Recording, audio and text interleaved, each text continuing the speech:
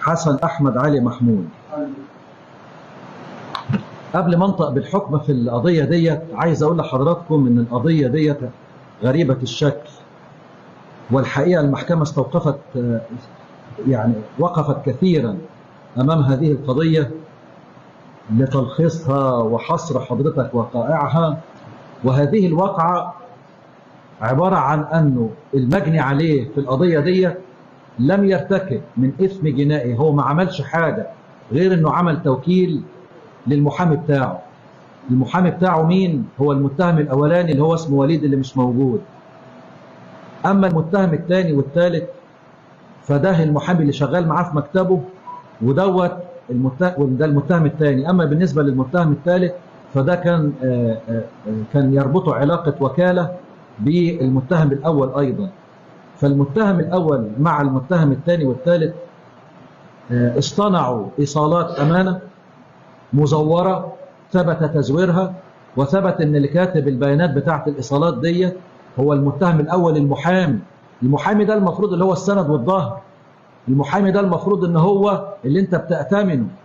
فشوف بقى لما حضرتك المحامي دوت يجيب إيصالات أمانة 5 إيصالات أمانة ويملاها بإيديه، ويجيب مجهول علشان يخليه يمضي علشان يبعد الشبهة عنه وعن بقية المتهمين، ويقوم بالإيعاز للمتهم الثالث والثاني بأن هم المتهم الثالث دوت ان الإيصالات الأمانة دي تبقى بأن هو يعني ان هو استلم المتهم المجني عليه عندي من المتهم الثالث ده في ال5 إيصالات، انه هو الطرف المستفيد استلمت انا فلان اللي هو المجني عليه عندي من المتهم الثالث اللي اسمه حسن مبلغ ايه؟ مبالغ اللهم صل على النبي، كل ايصال ب 300,000 و400,000 وهو راجل على باب الله.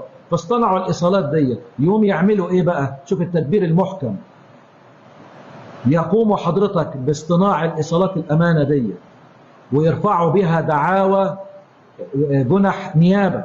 يعني حضرتك جنحة نيابه بمعنى انه يروح محضر يروح اسم الشرطه ويعملوا محاضر كل ايصال امانه مزور اللي التقرير الطبي الشرعي ثبت بان هو مزور، وان المجني عليه عندي اللي اترفعت عليه ال5 قضايا لم حضرتك يكون له صله من قريب او من بعيد بالايصالات ديت، لا هو اللي مضى الايصالات ولا هو اللي ملى البيانات ولا له دعوه بيها، ولا يعرف اصلا اللي هو الطرف اللي في النص اللي في إيصال الأمانة بإقرار المتهم الثالث نفسه اللي هو الطرف المستفيد من إيصال الأمانة. وبالتالي حصل حضرتك إنهم رفعوا 5 جنح نيابة، وبعدين مش يكتفوا بكده وبس، المتهم الأولاني يتفق مع المتهم الثاني إن هو كان يستغل الوكالة بتاعته عن المجني عليه اللي ما يعرفش حاجة، يقف قدام المتهم اللي هو الثاني المحامي اللي هو المفروض حضرتك ان دول اهل امانه، يقفوا الاثنين قدام بعض قدام الايه كل قاضي في المحكمه علشان يطلب اجل للسداد، والثاني يطلب القضاء بالعقوبه اللي هو الوكيل. لانه الحكايه كلها انه المتهم الثاني يبقى هو الوكيل عن المتهم الثالث، والمتهم الاولاني هو الوكيل عن المجني عليه عندي، فالاثنين يتفقوا مع بعض انهم يقفوا قدام القضاه علشان يستصدروا احكام. طبعا حضرتك الأحكام 3 سنين طبعا، يعني كل حكم مثلا ده 3 سنين، ده 4 سنين، ده 5، المهم يعني مجموع الأحكام 14 سنة.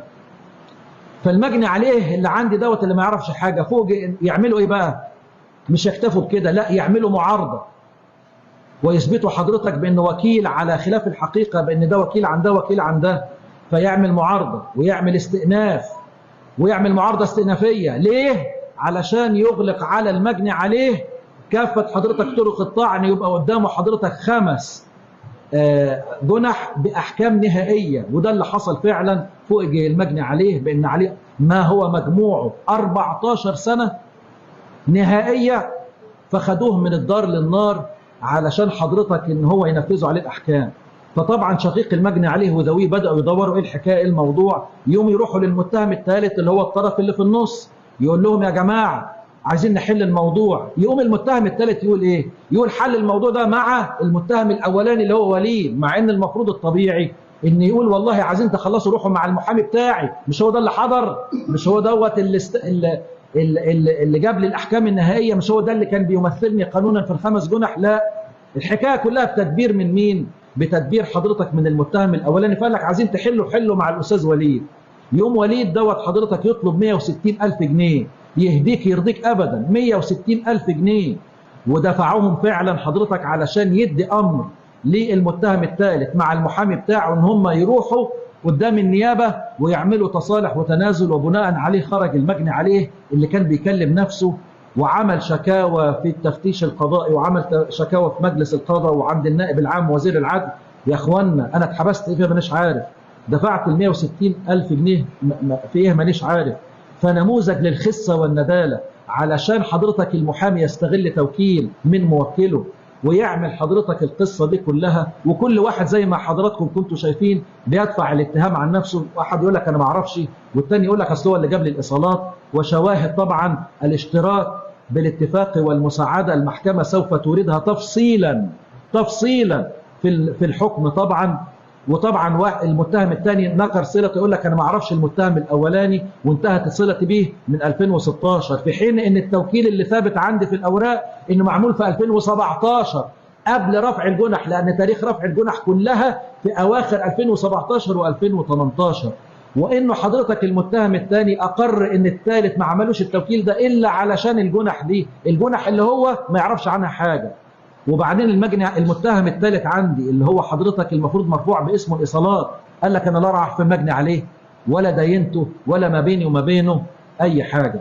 وبناء عليه ولما رأت المحكمه انه هذا الاثم الجنائي اللي اشترك فيه محامين المفروض يكونوا امناء على مصالح الناس، وكان مجموع الاحكام اللي جابوها للمجني عليه 14 سنه، حكمت المحكمه حضوريا بالنسبه للمتهم الثاني والثالث وغيابيا بالنسبة للمتهم الأول، بمعاقبة كل من المتهم الأول وليد أحمد خليفة عطية اللي هو المحامي، والمتهم الثاني علي محمود أحمد علي اللي هو المحامي واللي كان بيشتغل مع المتهم الأولاني، والمتهم الثالث حسن أحمد علي محمود اللي هو حضرتك كان وكيل مع وكيل المتهم اللي هو كان موكل المتهم الاول وكان تربطه به صله وكاله، والمجني عليه اصلا بيقول لك ده كان شغال معاه فراش الاول، الله اعلم بصحه هذا الكلام، انما القدر متيقن ان في علاقه وكاله ما بين الثالث والاولاني، وبواسطه وهو اللي وجه ان هو يعمل توكيل للمتهم الثاني.